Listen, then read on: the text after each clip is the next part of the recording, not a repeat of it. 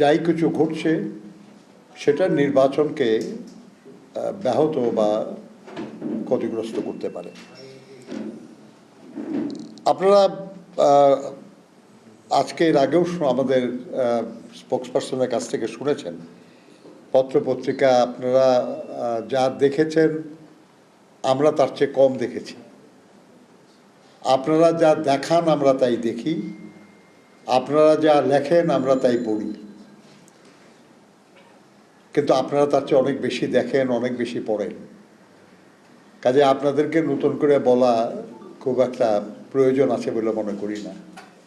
কিন্তু তবুও রাজনৈতিক দল হিসাবে আমাদের কনসার্নের জায়গাগুলি আপনাদের সামনে উপস্থাপন করা আমরা প্রয়োজন মনে করি। আপনারা আজকে সৈয়দপুর এয়ারপোর্টে একজন জামায়াত নেতার কাছে প্রায় ৭৫ লক্ষ টাকা না ৭৪ লক্ষ টাকা উদ্ধারের কথা শুনেছেন।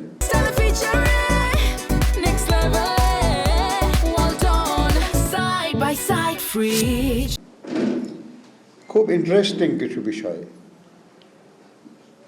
তাদের দলের পক্ষ থেকে বলা হয়েছে যে এটা তার ব্যবসার টাকা, কিন্তু আপনাদের এই মিডিয়া এসছে যে তিনি কোনো ব্যবসায়ী না, তিনি একজন কর্মজীবী মানুষ এবং তার বার্ষিক ইনকাম, যেটা তিনি তার ইনকাম ট্যাক্স রিটার্নে দেখিয়েছেন, এই ইনকাম ট্যাক্স রিটার্ন তার জাতীয় রাজস্ব বোর্ডে পেশ করা, সেটাতে দেখা যাচ্ছে যে তার বার্ষিক উপার্জন ৪,৬৩,৪৮৬ টাকা এবং তিনি ন্যূনতম কর যেটা ৩,০০০ টাকা মাত্র আয়কর দিয়েছেন।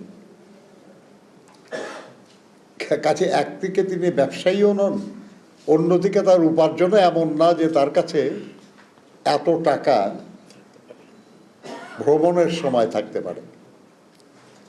ফলে এটা দুঃখজনক আর কি, যে যারা খুব নীতির কথা বলেন, সৎ মানুষের কথা বলেন, এসব তাদের একজন নেতা বা তার পক্ষে তার দলের কিছু মানুষ, তারা এমন সব কথা বলেন যে কথা যুক্তিগ্রাহ্য না। আমরা এটা নিন্দা জানাই। আমরা মনে করি যে এটা ঠিক না। আমরা কেন ঠিক না এটা আরেকটু পরিষ্কার হবে আপনাদের কাছে যদি আমরা দেখি যে তারা কিভাবে এই টাকা ব্যয় করছেন। এর আগে একটু বলে রাখা ভালো যে আমরা যখন এই নিউজটা খুব হচ্ছিল তখন আমাদের নির্বাচন কমিশনের সচিবকে কোট করে একটা খবর প্রচারিত হয়েছিল যে তিনি বলেছেন যে ৫ লাখ কেন ৫ কোটি টাকা ব্যবহার করাটাও অস্বাভাবিক কিছু না, এটা অবৈধ না বা অন্যায় না। আমরা অবাক হয়েছি যে এরকম কথা বলার কোনো প্রয়োজন নাই। তো যুগান্তরে এই রাত 10টার একটা 10:15টার দিকে একটা নিউজ বের হয়েছে যে ইসি সচিব বলেছেন যে আমাকে জামায়াত নেতার টাকা বহন ইস্যুতে আমাকে মিসকোট করা হয়েছে।